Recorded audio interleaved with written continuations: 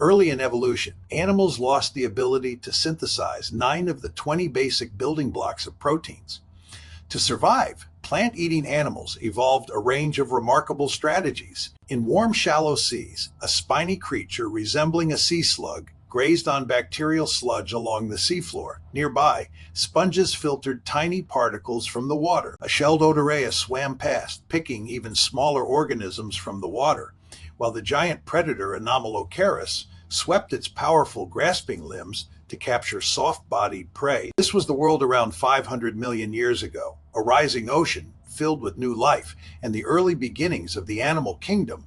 Animals are made of cells, but unlike plants, they do not make their own nutrients. They survive by eating other living things. This strategy proved enormously successful, but it came with a cost. During early animal evolution, animals lost the ability to produce 9 of the 20 amino acids needed to build proteins. These amino acids are essential. According to biochemist Benjamin Pickard from the University of Strathclyde in Scotland, it made sense to stop producing them internally if they could be obtained from the environment instead. But this decision also made animals vulnerable to nutrient shortages. Today, scientists are studying how animals rebuilt their physiology to detect amino acid deficiency, respond to nutrient stress, and evolve strategies to secure the right balance of essential amino acids. Pickard explains that as ancient animals evolved into predators and herbivores, they had to reshape their bodies and survival strategies in many different ways to meet these nutritional demands. Even outside periods of growth, all animals must constantly replace proteins. Proteins are continuously lost or broken down as they age or become damaged. To rebuild them, cells require amino acids, organic molecules made of nitrogen containing groups attached to carbon backbones.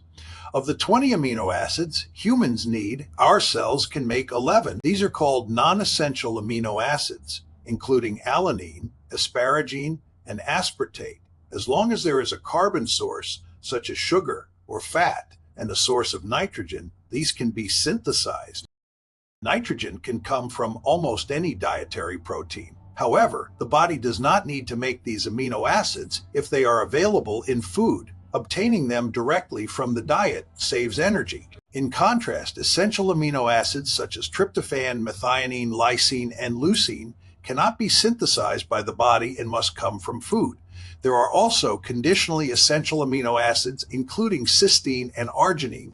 Under normal conditions, the body can produce enough of them, but during growth, injury, or illness, demand increases and dietary intake becomes necessary. In 2024, Pickard discovered that keratin, the protein that makes up human hair and nails, is especially rich in these conditionally essential amino acids. This may explain why hair and nail growth slows or deteriorates during illness. The body redirects these amino acids toward more critical proteins. Animals cannot synthesize 9 amino acids required for protein construction. These are the essential amino acids and must be obtained from food. The remaining amino acids can be synthesized internally, although some become conditionally essential under stress. Meat provides a balanced amino acid profile containing all 20. Plants, however, are more challenging sources.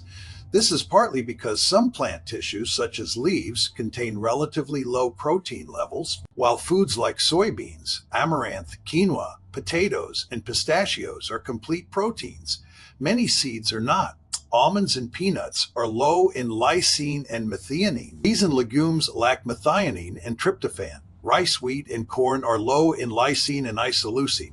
Chemical ecologist George Jander from the Boyce-Thompson Institute in New York suggests this imbalance may be a plant defense strategy. If seeds are nutritionally poor, animals may be less inclined to eat them. This creates a serious challenge for herbivores.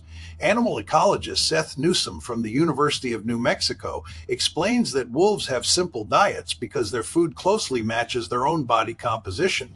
Moose, by contrast, eat foods very different from their own tissues. Herbivores often rely on gut microbes to break down plant cellulose, releasing extra protein and synthesizing essential amino acids. Humans use dietary combinations such as beans with rice to complement missing amino acids.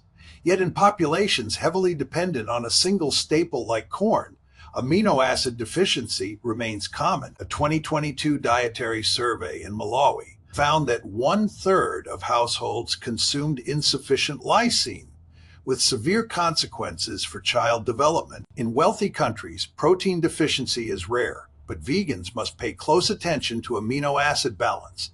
A 2025 study of nearly 200 vegetarians in New Zealand found that about half may not consume enough lysine or leucine. Animals have evolved the ability to sense both the quantity and quality of protein in food. Laboratory rats avoid food lacking essential amino acids such as isoleucine. Rats deficient in lysine actively seek lysine-containing solutions. Molecular biologist David Sabatini explains that nutrient sensing is one of the most fundamental abilities of life. Without it, organisms consume resources blindly without replenishment. This sensing happens largely in the brain. Neuroscientist Tia Lentz-Bloade from the University of Cambridge explains that the brain monitors signals from the gut and nutrients in the blood to track protein intake.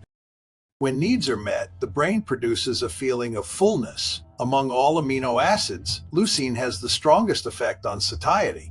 Bloade suggests this is because leucine is a reliable indicator of food quality. If leucine is present, other essential amino acids are likely present as well.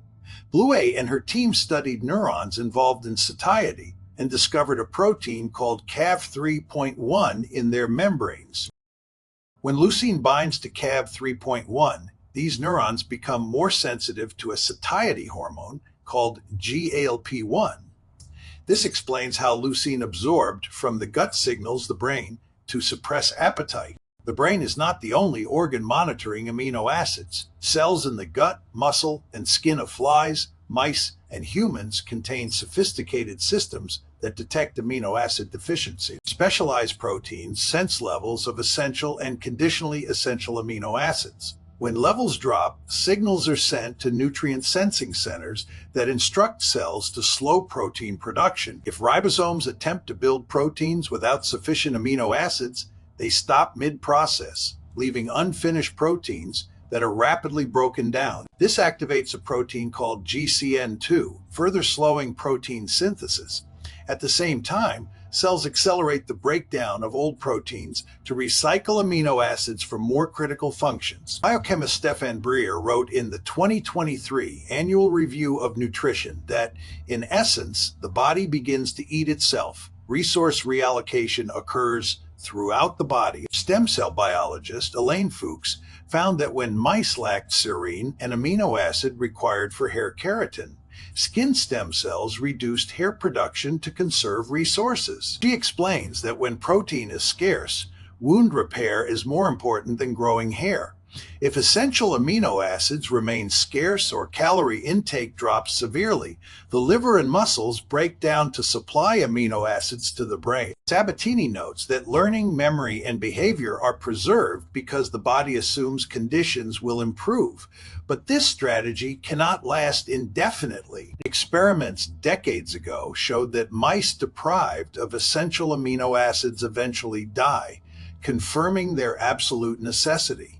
Some herbivores evolved more elegant solutions. Sap-feeding insects such as aphids, psyllids, and whiteflies consume diets extremely low in amino acids. Many rely on symbiotic bacteria living inside specialized cells. These bacteria synthesize most essential amino acids for their hosts and are passed from mother to offspring through eggs.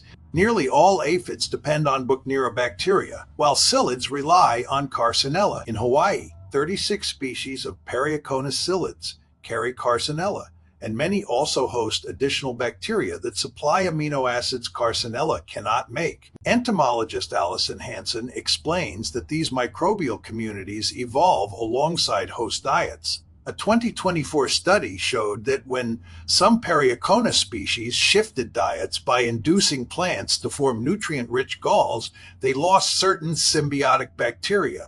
As their food changed, the microbes became unnecessary. Other herbivores rely on gut microbes as well. Turtle ants obtain essential amino acids from their gut bacteria, which also help produce amino acids needed for their exoskeleton.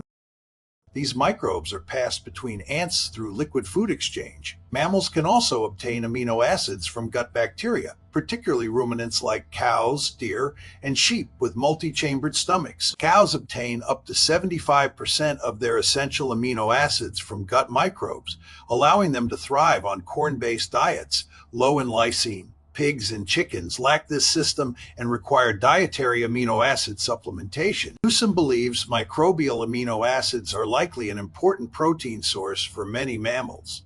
Studies of desert kangaroo rats show that over 1/3 of their essential amino acids may come from gut microbes. In 2023, scientists found that certain bacteria in panda guts may help compensate for amino acid deficiencies in bamboo. There is even evidence that humans may obtain small amounts of essential amino acids from gut microbes, though more research is needed. Breer emphasizes that these nutrients remain essential. Vegetarians and vegans must still obtain a full amino acid spectrum from food.